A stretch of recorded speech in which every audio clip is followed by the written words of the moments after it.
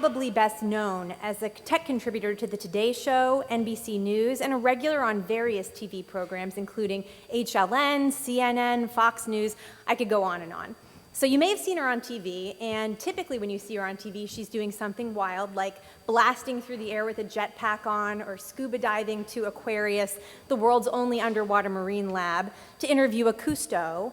And in every story, she brings audiences a new, hip, fresh take on tech, with a style that's all her own. Katie has also hosted series and contributed segments for Huffington Post, A&E, Spike TV, Popular Science, CBS, The View, and so many other outlets. She hosts global events for top tech companies, including Intel, IBM, HP, Deloitte, and has co-developed a number of apps, including one for Al Roker. So all of her accomplishments are too many to list, but I have to at least note that she has won both an Emmy and a Guinness World Record. Katie actually gave high fives to the most number of people in a set period of time, so pretty cool. I think her hand was sore at the end. But so researching, producing, writing, and hosting her own pieces, Katie has become a true role model for younger women who are pursuing STEM. But Katie is as comfortable educating the public about ways that technology is changing education in the poorest parts of the world as she is making the latest in robotics accessible to a non-scientist. And she does all of this, amazingly, while making Al Roker and viewers at home laugh along with her and share in her enthusiasm for technology and the bright future it brings. I'm lucky enough to know Katie personally. So a few years back, I was living in New York, and we bonded over a mutual love of improv comedy while we were working together on a project. And Katie has been making me laugh ever since. Katie's warmth and joy are not a show for ratings. She gives endlessly to her friends, her family, and the community. She spends time with sick and terminally ill children, sharing her love of gaming, technology, and even pro wrestling. Yes, tiny Katie Linendoll is one of WWE's biggest fans, and I sure wouldn't challenge her in the ring. She's smart, hilarious, and an incredible friend, whether she's helping out with career advice and introductions or lending an ear during a difficult time. So I think we're all really lucky to have Katie to remind us that we live in a golden age of technology and our future is limitless. Her optimism inspires everyone she comes into contact with, and I'm sure you'll be no exception. Everyone, here's Katie.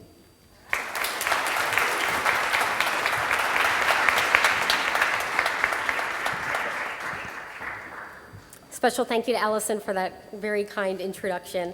Allison is actually one of the best publicists I've ever had the opportunity to work with.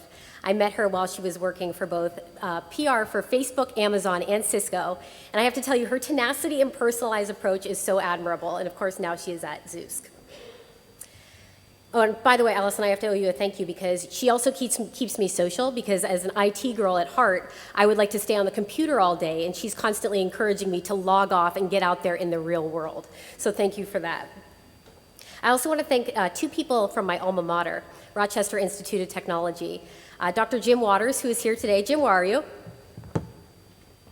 He's in the back. And also Mark Fergali, both of whom decided it was a good idea for a girl that was building computers and was a little awkward in coding classes to take a position at a new project they were working on called Sports Zone, a show that we had at our university that aired on ESPN2 on Saturdays. With no camera experience at all, they encouraged me to try out for Sports Zone, and I got the role. And I learned how to edit, use programs like Final Cut Pro, run a camera, host on air, and also work with crews. As you can imagine, it was a very priceless experience at a very young age. More importantly, from that moment on, I fell in love with TV, and that passion has gotten me to where I am today. And last, I want to thank SV Forum Board for this award. It's truly a high honor to be recognized as among such talented individuals. I also want to specifically thank Kevin Surace, who is leading the way as a visionary. I want to talk a little bit about what it's like to be a nerd growing up in the 80s and the 90s. That's when my fascination with technology began, and it is a time where the internet was practically a cartoon version of what it is today, and I have to say it wasn't a popular place for girls either. So when I was in high school, my friends were worried about instant messaging boys. I was worried about hoarding domain names. And when my friends were worried about choosing the right homecoming dress, my mom and I were engineering a dress that had LED lights and lit up like a neon sign that said, "Hey, you know what? I'm a nerd, check it out, and I'm proud of it." I enrolled in computer camp, took a course in electrical wiring by choice, and earned my networking certifications, all graduating before high school. My friends couldn't understand my love for technology, and I really couldn't understand their love of NSYNC. But so much has changed, and today I get excited when I get emails from my friends that are now considering buying domain names with extensions like .donut and .pizza, and who are also in awe that I was one of the first people to, yes, ride a jetpack and have things like the Apple Watch. So with that said, I also owe a sincere thank you to technology for becoming part of pop culture. It took a few decades, but I finally feel like I'm cool. The fact that I'm here today is also a heartening lesson to parents, teachers, and everyone in the tech industry about the importance of leadership when it comes to younger girls in STEM. I get the question asked to me all the time, how in the world do we get more girls involved in science, technology, engineering, and math? And I say, don't tell them they have to be involved in these things. You have to show them.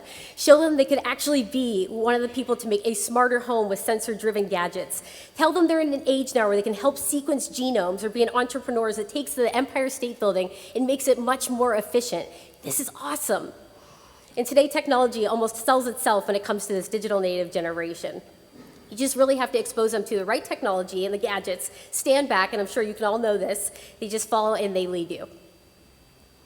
When I learned I was being honored with the award, I sat down and I thought what it meant to me. 4 themes kept surfacing: responsibility, constant change, listening, and being hands-on. And I'm going to briefly talk about each of those and why they're important. I speak in all different types of forums, from TV to radio to speaking engagements at universities across the country. My audience can range in a number of millions or a single person.